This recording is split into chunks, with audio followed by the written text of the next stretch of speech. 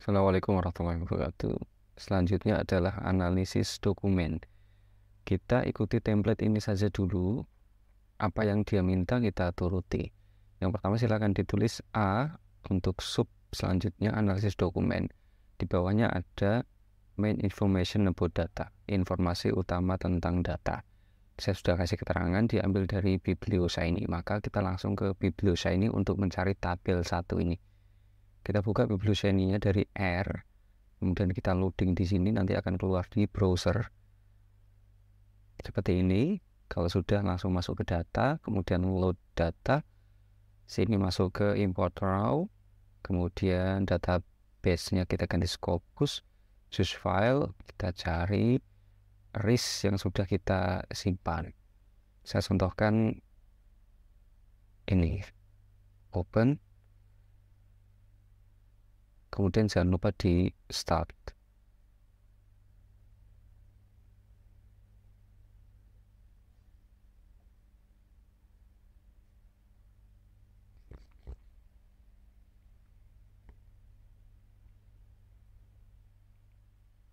Baik, jika sudah muncul keterangan seperti ini, langsung di close.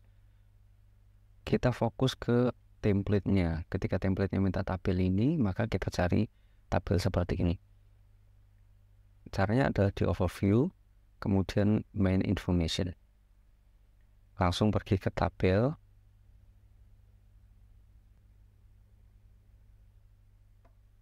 Ya, ini adalah data sebagaimana di dalam data template. Data ini nanti kita pindah ke Word, kemudian kita isi sesuai dengan apa yang ada di sini. Baik, kita pindahkan ke Word dulu datanya. Caranya adalah kita download dalam bentuk Excel, karena ini tidak banyak. Kalau banyak dia CSV, tapi kalau sedikit dia Excel. Cukup di Excel saja, kemudian bisa kita buka. Ingat, setiap yang kita download, dataset apapun, silahkan diletakkan di folder khusus, jangan dicampur dengan yang lain. Folder penelitian tentang temanya masing-masing. Kita buka. Kalau dia bentuknya CSV, dia tidak bisa dibuka di Excel. Kalau dia bentuknya Excel, dia bisa dibuka di Excel tanpa kemudian import data. Sudah muncul seperti ini, kita blok semua sampai bawah, sampai review, kemudian klik kanan, copy, kita pindah ke Word. Sini, saya sebagai contoh saya taruh sini, paste, kemudian keep source. Untuk jurnal, dia formatnya adalah seperti ini, di atas saja, kemudian ditutup di bawah. Maka caranya adalah ini ada tanda 4, kita klik tanda 4-nya, kemudian layout yang sebelah paling kanan, kemudian auto fit Windows. Baik, sudah, kemudian di blok yang paling atas, kemudian kembali ke home. Selanjutnya adalah bottom border 1, kemudian top border 1. Yang paling bawah review, ini kita tutup juga dengan bottom border. Sudah. Baik, datanya kita sudah dapat, kemudian tinggal kita isi. Ikuti instruksi yang ada di atas ini.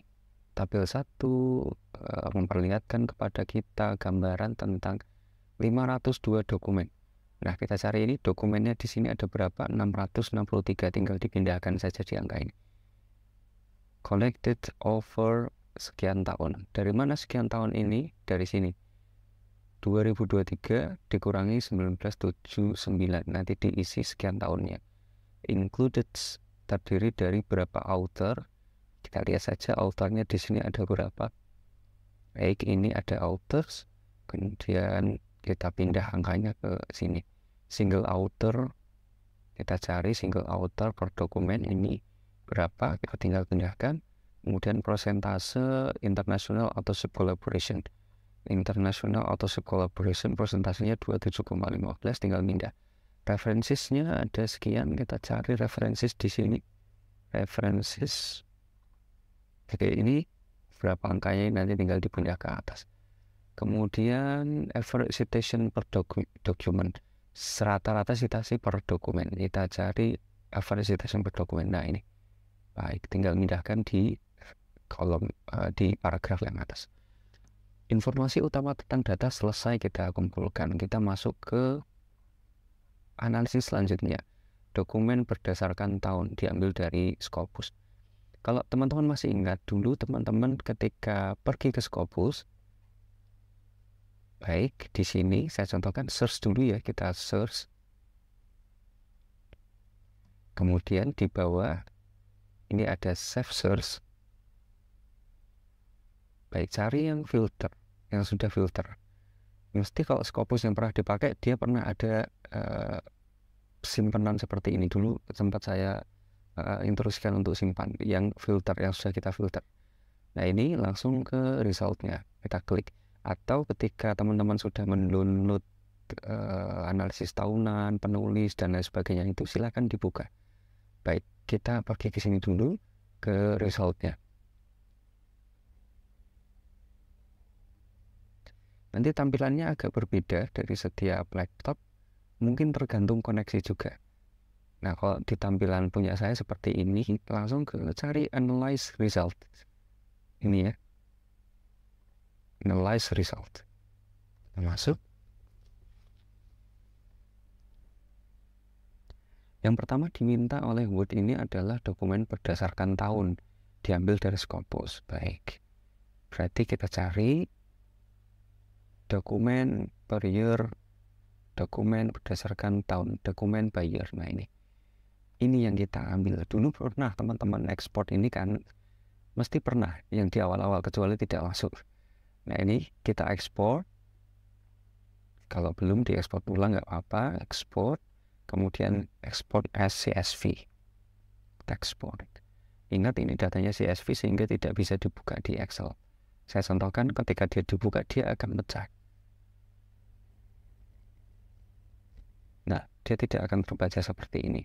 Caranya adalah, kalau sudah terlanjur terbuka, tinggal tambah satu sheet lagi, kemudian data, kemudian form, text, or CSV.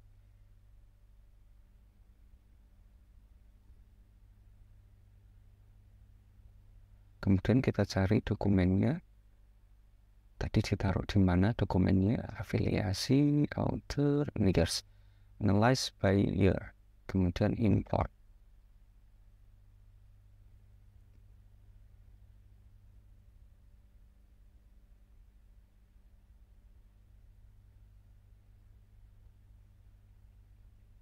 Load. Untuk analisis tahunan, dia menganalisis semua tahun yang ada, terus dari tahun 23 sampai dari tahun 67 sampai tahun 23, semua tahunnya. Baik, ini langsung kita blok. Tapi sebelumnya perhatikan dulu bahwa ketika ini kita blok, kemudian kita insert, kemudian recommended chart, kita ambil yang ini misalkan, maka tahunnya akan terbalik, grafiknya akan terbalik. Coba dilihat. Jadi sumbu X dan Y-nya tidak merepresentasikan tahun yang berurutan. Harusnya 23 itu kan di akhir sini, tapi dia 23 jadi di sini, 67 jadi di sini. Ini terbalik karena posisinya ini di atas, sehingga kita perlu membalik ini dulu. Ini kita hapus dulu, kita blok sudah, kemudian pilih yang sort and filter, kita klik, kemudian sort A to Z, klik, maka tahunnya sudah terbalik. 67-nya paling atas, 2023-nya paling bawah. Nah, ini nanti grafiknya sudah normal kembali. Ya, kita blok tahunnya saja, kemudian insert, recommended chart, kemudian kita pakai chart ini. Yang ini kita hilangkan chart title-nya, kemudian ini kita copy, Ctrl C, kita pindahkan ke Word. Oke, contoh, saya pindahkan ke sini. Paste, kemudian keep source formatting. Ya, ini adalah grafiknya yang menunjukkan perkembangan setiap tahun. Sebenarnya ini kan sama dengan Scopus ya. Hanya kalau Scopus ini kita crop, dia tidak akan menunjukkan angka. Jadi tidak bisa dibaca itu tahun 67 berapa dokumen, 77 berapa dokumen. Tapi kalau begini dia bisa ditampilkan angka. Jadi caranya diklik di tengah-tengah, Kemudian kita lihat di sini ada chart design, kemudian cari yang ada angkanya, geser ke kanan satu, geser ke kiri, balik lagi akan ada angkanya, gitu ya.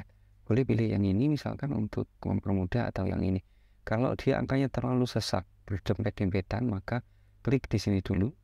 Baik, ini kita sesuaikan, misalkan kita kurangi jadi anggaplah 5 gitu, atau 6.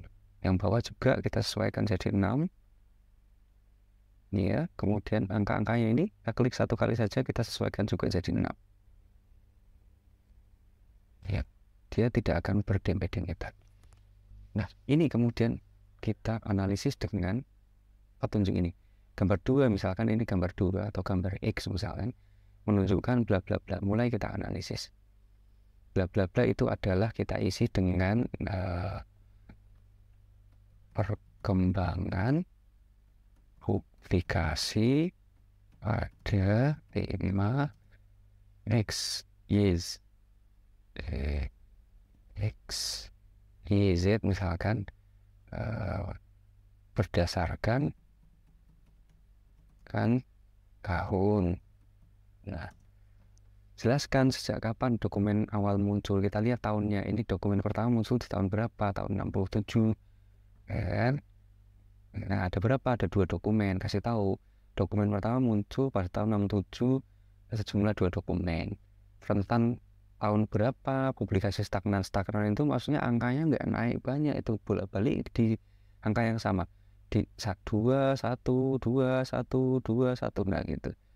Nah, ini kalau stagnannya ini berarti dari sini 1, 2, 3, 4, 5 ya, sampai angka yang terbolak-balik ini 2, 1, 2, 1, 2, 1. Nanti bisa 3, 1, bisa 1, 1, 1, 1, 0 gitu misalkan, itu stagnan ya. Tidak banyak lonjakan kenaikan. Tahun berapa puncak publikasinya. Kalau di tahun ini kita, nah ini ada 97 publikasi di tahun berapa, kita baca ini 2021 misalkan. Kenapa kok 2022 turun misalkan karena pandemi dan lain-lain, jelaskan itu. Baik, ini analisis berdasarkan tahun. Selanjutnya analisis berdasarkan penulis paling relevan. Kita kembali lagi ke Scopus, kemudian kita ganti berdasarkan author, dokumen by author. Kita klik sini, kemudian jangan lupa di export lagi, sama seperti tadi, prosedurnya sama persis. Saya contohkan, export CSV. Baik, anggaplah ini saya sudah punya, kemudian saya buka sheet baru, kemudian data from text of CSV berdasarkan author ini, dan import.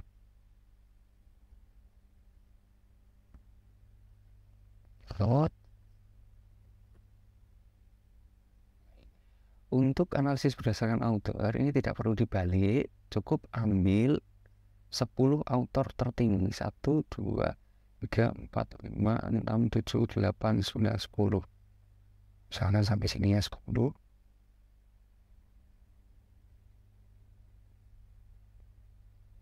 Ya.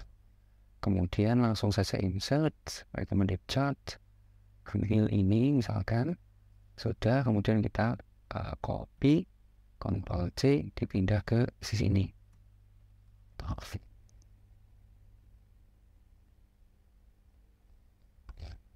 Karena dia belum ada nih chart title-nya, dibuang saja, klik kemudian fix space. Ini karena belum ada angkanya, maka kita perlu kasih angka. Klik di tengah, kemudian chart design, geser kiri, geser kanan lagi, atau dicari yang tabel yang dia ada angkanya. Baik, ini ada angkanya ya. Karena dia seperti ini di dalam, mungkin dia tidak terlihat, dia bisa digeser. Drag aja ke sini tuh Pak. Ya, dia bisa kelihatan seperti itu. Nanti seterusnya sampai bawah. Nah, cara analisisnya adalah gambar di atas menunjukkan apa.